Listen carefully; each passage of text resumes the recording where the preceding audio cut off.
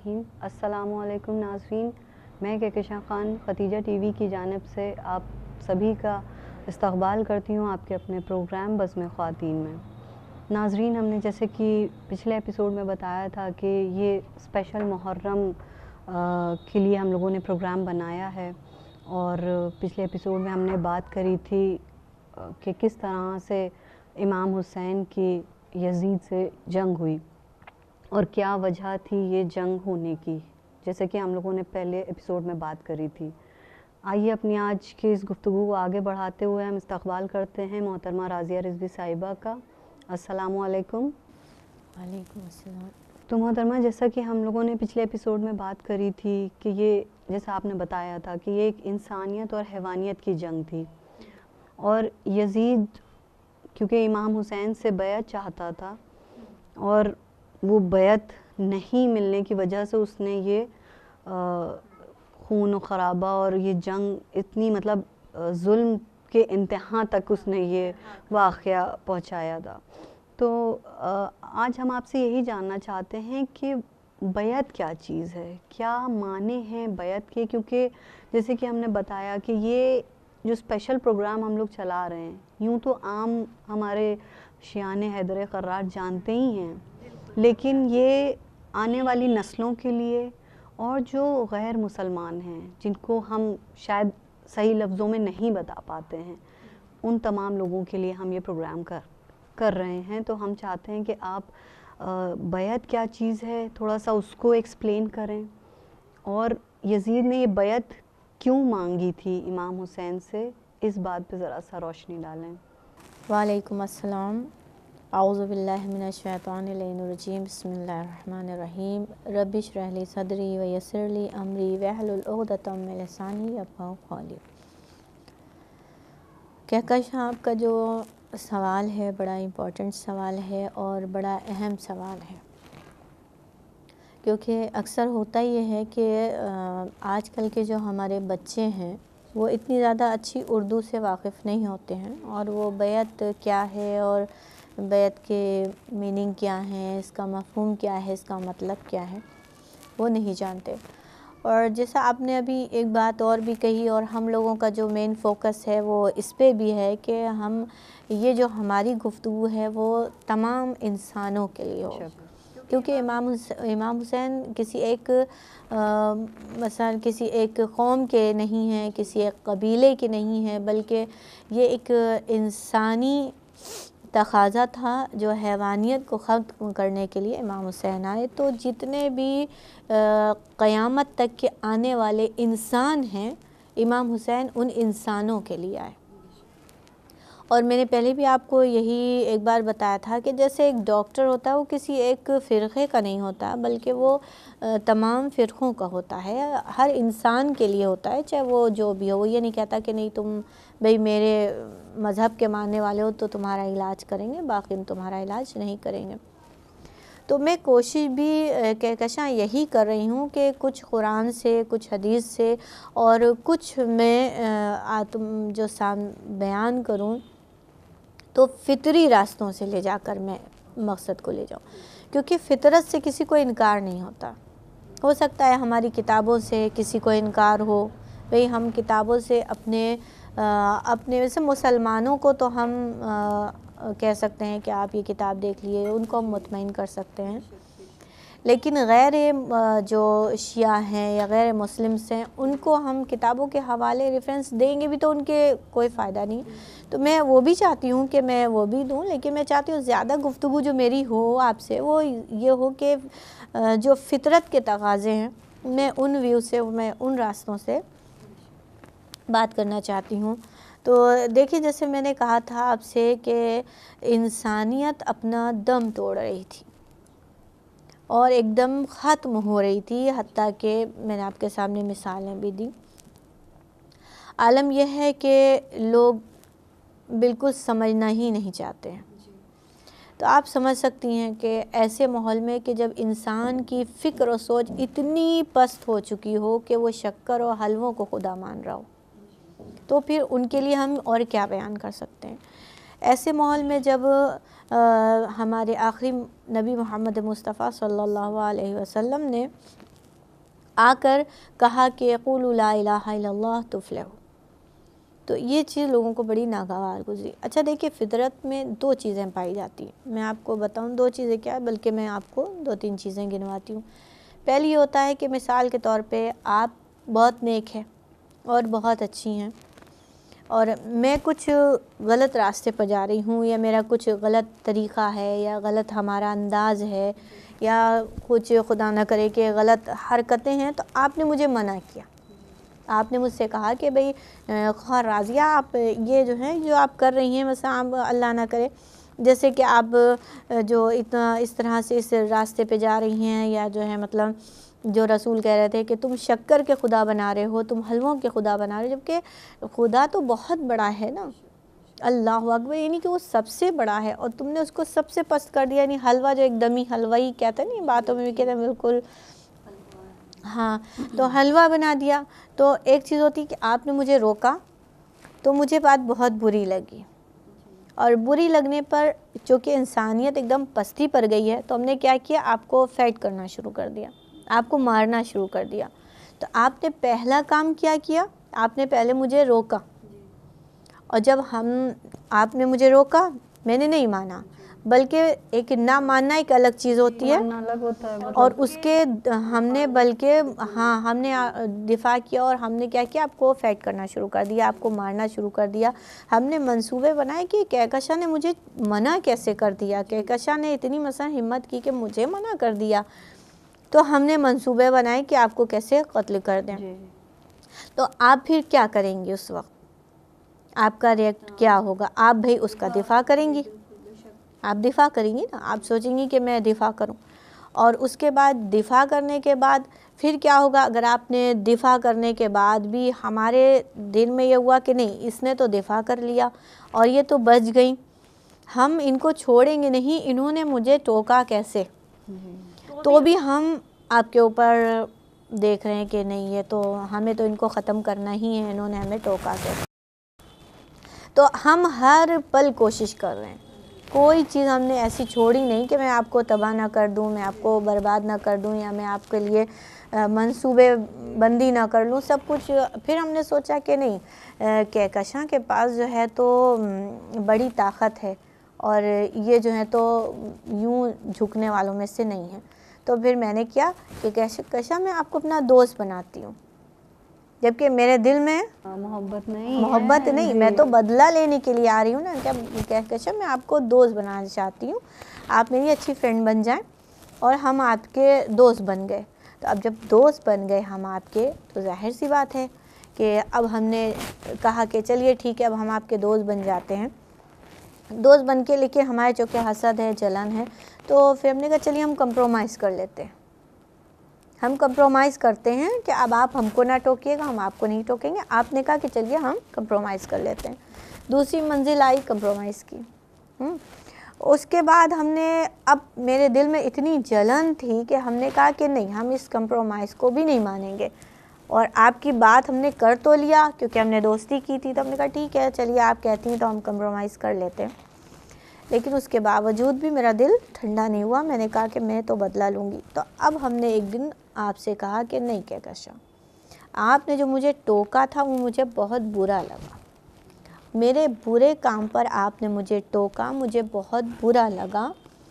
اب میں چاہتی ہوں کہ جو میں یہ برا کام کر رہی تھی، جو میں یہ حلووں کو خدا مان رہی تھی، اب میں چاہتی ہوں کہ آپ یہ کہیے کہ یہ حلوے بنانا درست ہے، اور یہ حلوے بنانا آپ جو بنا رہی ہیں، جو آپ کر رہی ہیں، جو آپ غلط راستے پہ جا رہی ہیں، یہ غلط راستہ نہیں ہے بلکہ بہت اچھا راستہ ہے، اور آپ یہ کہیے کہ آپ بالکل صحیح ہیں. تو یہ آتی ہے ایک منزل. میں نے سب کچھ اسی میں سمیٹ دیا ہے، سمجھدار لوگوں کے لیے کافی ہوگا. تو اس کو کہتے ہیں بیعت. اب آپ آئیے، پہلی منزل کیا تھی، جب رسول اللہ نے ٹوکا اور بتایا کہ قولوا لا الہ الا اللہ تفلحوا، تو لوگوں کو بہت برا لگا، منصوبہ بندی کی گئی. اور وہ والا واقعہ تاریخ گواہ ہے، ہر تاریخ میں آپ کو مل جائے گا کہ جب رسول اللہ نے ہجرت کی، ہجرت کے وقت 40 قبیلے کے لوگوں نے مل کے سوچا کہ میں ان کو قتل کر دوں، میں ان کو یہیں پر مثلا مجھے ٹوکا کیوں تو میں قتل کر دوں. وہ منصوبہ پورا نہیں ہوا. پھر رسول اللہ چونکہ مکے کو چھوڑ کے مدینے چلے گئے، آپ نے ہجرت فرمائی. جب آپ چلے گئے تو چونکہ ایک دل میں، جیسے میں نے کہا کہ ابھی سکون نہیں ملا ہے، ہاں یعنی کہ ابھی ہم کو نہ مار کے ایک دل میں بڑی آگ سی لگی ہوئی کہ یہ کیا ہوا. تو پھر یہاں پہ کفار نے ایک پورا لشکر تیار کیا، 1000 کا لشکر تیار ہوا، اور جو سب سے پہلا جا کے جنگ کی ہے وہ جنگ بدر تھی. تو اب میں نے آپ سے کہا تھا دوسری اسٹیج آپ کی کون سی آئے گی کہ جب آپ دفاع کریں گے. ایک وقت انہوں نے اٹیک کیا، جی. پھر دوسری جو منزل آئی وہ تھی دفاع کی. تو اب دفاع کرنے کے لیے مولا کائنات علی ابن ابی طالب آگے بڑھے اور آپ نے دفاع کیا. یعنی جو لوگ یہ کہتے ہیں کہ یہ اسلام جو ہے وہ تلوار کی زور سے بڑا ہے، تو تلوار کی زور نہیں ہے، دفاع کیا ہے. جو پہلی بار تلوار اٹھائی گئی ہے جنگ بدر میں وہ دفاع کے لیے اٹھائی گئی ہے. تو جب دفاع کیا اس کے بعد اسی طرح سے جنگ خندق بھی ہے جو دفاع میں کی گئی. مولا کائنات کی ساری جنگیں اگر آپ دیکھیں گے تو دفاع کے لیے، دفاع کے لیے. کتنی جنگوں پہ مولا نہیں چاہتے تھے کہ جنگ نہ ہو، جیسے جنگ جمل ہے، آپ نہیں چاہتے تھے کہ جنگ ہو، کسی حال بھی نہیں چاہتے تھے، اور آپ نے کئی بار کہلوایا بھی کہ ہم نہیں چاہتے ہیں. تو مگر اب لوگوں کو اٹیک کرنا ہی تھا، جب کرنا تھا تو پھر دفاع مولا کائنات نے کیا. تیسری منزل آتی ہے امام حسن علیہ السلام کی. جب دفاع کر کے یہ لوگ تھک گئے اور دیکھا کہ دفاع سے بھی کام نہیں چل رہا ہے، کیونکہ ہر وقت مولا کائنات دفاع کر لیتے ہیں، میرا جو منشا ہے، میری جو منصوبے بندی ہے وہ پوری نہیں ہو پاتی ہے. تو انہوں نے کہا کہ بہتر یہی ہے کہ ہم ان کو اپنا دوست بنا لیں، دوستی کا ہاتھ بڑھائیں، دوست بنا لیں، اور دوست بن کے پھر ہم ان کے اوپر اٹیک کریں گے. یہ جو پوری منافق لوگ تھے، میں اکثر کہتی ہوں کہ ابھی تک تو سارے کافر تھے، فتح مکہ کے بعد سارے کافر کہاں چلے گئے؟ ایک سوچنے والی بات ہے نا کہ فتح مکہ کے بعد کہاں چلے گئے تھے. تو اس سب کے سب منافق ہو گئے تھے، یعنی سب نے اسلام کو قبول کر لیا تھا اس لیے کہ مجھے بدلہ لینا ہے. تو یہ بدلہ لینے کی غرض سے جب اسلام انہوں نے قبول کر لیا، اسلام کے اندر آ گئے، تو اب میں نے آپ سے کہا تھا کہ اب آپ کیا کریں گے؟ کمپرومائز. اب آپ کیا کریں گے؟ آپ کہیں گے ٹھیک ہے، آپ مجھے میرا کام کرنے دیں، آپ اپنا کام کریں. اور وہ امام حسن علیہ السلام نے کیا، صلح کی. امام حسن علیہ السلام نے صلح معاویہ سے کہ ٹھیک ہے، مگر ہم یہ چاہتے ہیں، انشاءاللہ میں صلح پر بھی بات کروں گی جب کبھی وقت ہوگا. چونکہ ابھی آپ نے بیعت کو پوچھا ہے تو میں ایک جملے میں بتا سکتی تھی، لیکن میں چاہتی ہوں کہ ایک جملے میں نہ بتا کے میں اچھے اس طرح سے بچوں کے لیے اس کی وضاحت کروں. تو امام حسن علیہ السلام نے پھر دفاع کیا اور آپ نے صلح کی، اور آپ نے کہا کہ ٹھیک ہے تم قرآن اور رسول کے سنت رسول کے مطابق دین کو آگے بڑھاؤ. مگر وہ سب جانتے ہیں کہ اس کے بعد کیا ہوا. جتنی صلح نامہ تھی وہ فوراً ہی معاویہ نے پھاڑ دیا اور کہا کہ اس پہ تو کوئی بھی ان کا کوئی ایک بھی کہنا، ایک بھی قول، یا مجھے کچھ کرنا ہی نہیں ہے اس پہ. اور کس طرح سے پھر مولا کائنات کو نہ جانے کتنی جگہ سے برا بلا کہا جا رہا ہے. تو اور چوتھی منزل آئی کہ میں نے آپ سے کہا تھا کہ ابھی بھی صلح کرنے کے بعد بھی دل میں وہ ملال تو باقی ہے. جی. تو اب معاویہ نے یزید سے، جو کہ بیٹا تھا یزید معاویہ کا، تو کہا کہ دیکھو سب سے پہلا کام یہ کرنا کہ تم امام حسین سے بیعت لینا.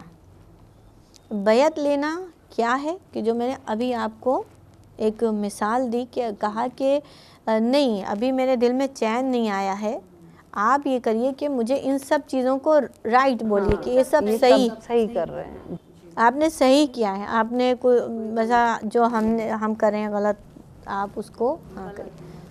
بیعت کے معنی یہی تھے کہ یزید یہ چاہتا تھا کہ جو کچھ یزید نے یہ کہا کہ نہ کوئی خدا ہے، نہ کوئی کلام خدا ہے، نہ کوئی وحی ہے، نہ کوئی رسول ہے، نہ کوئی دین ہے، نہ کوئی شریعت ہے، کچھ ہے ہی نہیں، بلکہ اس کا کردار یہ ہے کہ ماں بہنوں کے ساتھ نکاح کر رہا ہے، پھوپھیوں کے ساتھ نکاح کر رہا ہے، کتوں سے کھیل رہا ہے، اور جتنے بھی مثلا شراب کے نشے میں چور ہے، مثلا ہر تاریخ میں، تاریخ خلفاء دیکھ لیجئے، تاریخ تبری دیکھ لیجئے، جتنی بھی تاریخ مثلا آپ دیکھیں گے، تفسیر دیکھیں، تاریخ دیکھیں، تو جو بد کردار لوگوں کی اندر جو کوالٹیز پائی جاتی تھیں، وہ ساری کوالٹیز یزید میں پائی جاتی تھی، جتنی بھی مثلا یہ سمجھ لی کہ ایک پورا بھرپور ایک خباثت تھی، ایک حیوانیت تھی، ایک نجس انسان تھا، اور وہ یہ کہہ رہا تھا کہ آپ میری ان ساری چیزوں پہ،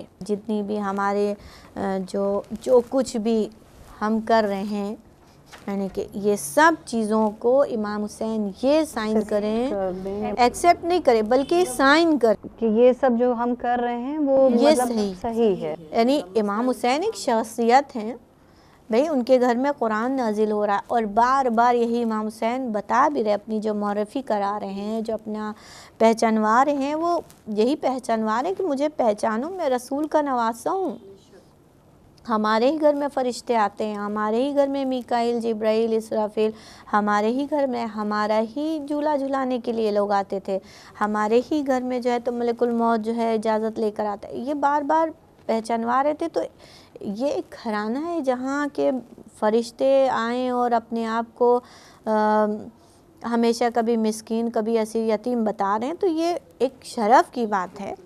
تو وہ چاہتا ہے کہ امام حسین یہ کہہ دیں کہ گویا کہ جتنے بھی کام یزید کر رہا ہے وہ سب درست ہیں.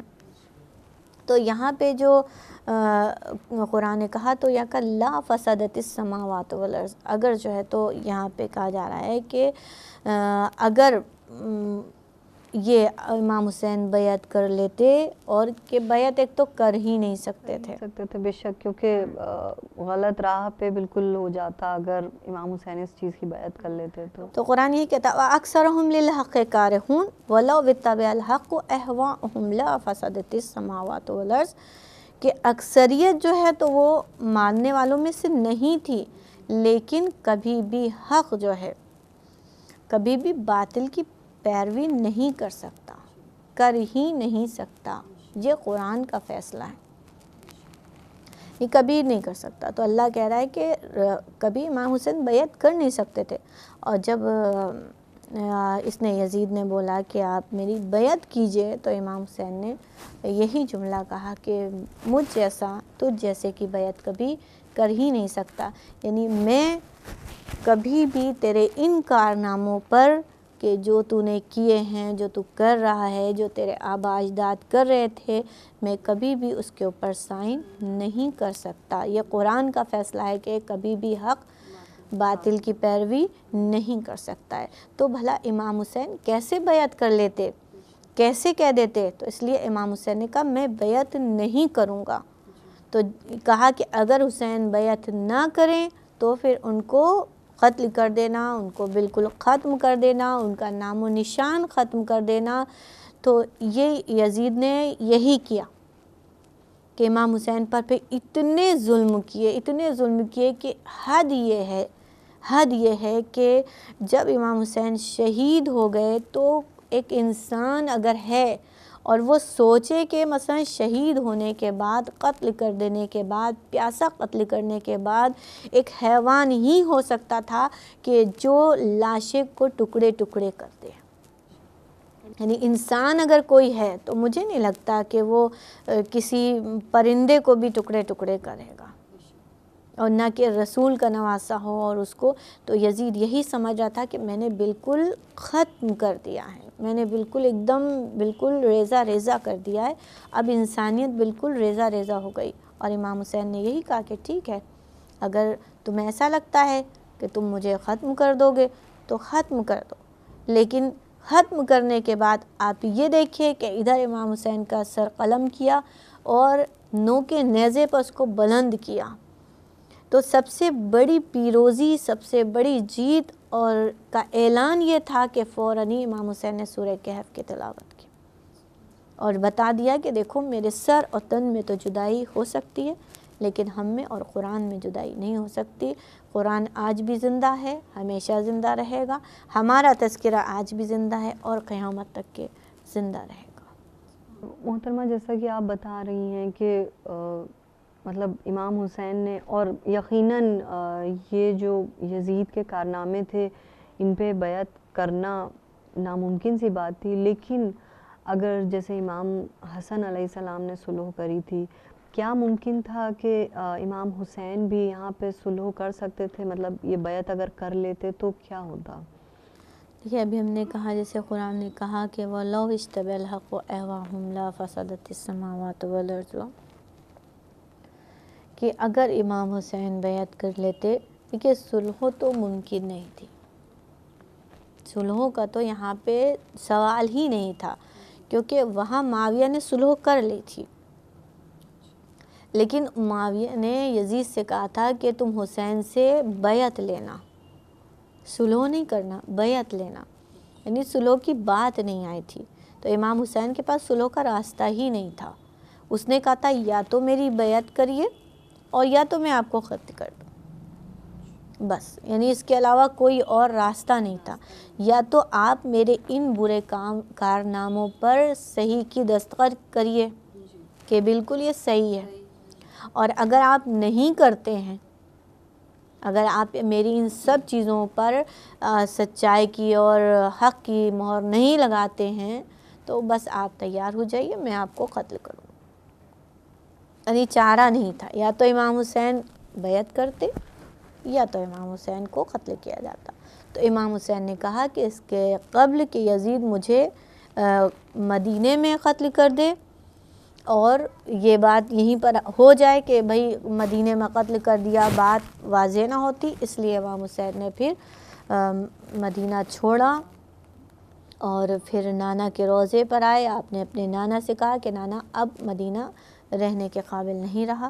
پھر امام حسین مکے گئے، کیونکہ اس وقت مکے اس لیے گئے کیونکہ وہاں پر ایک مرکز تھا، لوگ آ رہے تھے چاروں طرف سے، جیسے کہ پہلے حج کا واقعہ تھا اور غدیر خم کا، وہی مقام انتخاب کیا تھا رسول اللہ نے بھی کہ اعلان کر دیں کہ ایسا نہ ہو کہ مدینے کے اندر بات ہی دب جائے اور بات پوری نہ ہو پائے، لہٰذا مولا نے بھی وہی مقام کا انتخاب کیا اور امام حسین بھی مکے گئے۔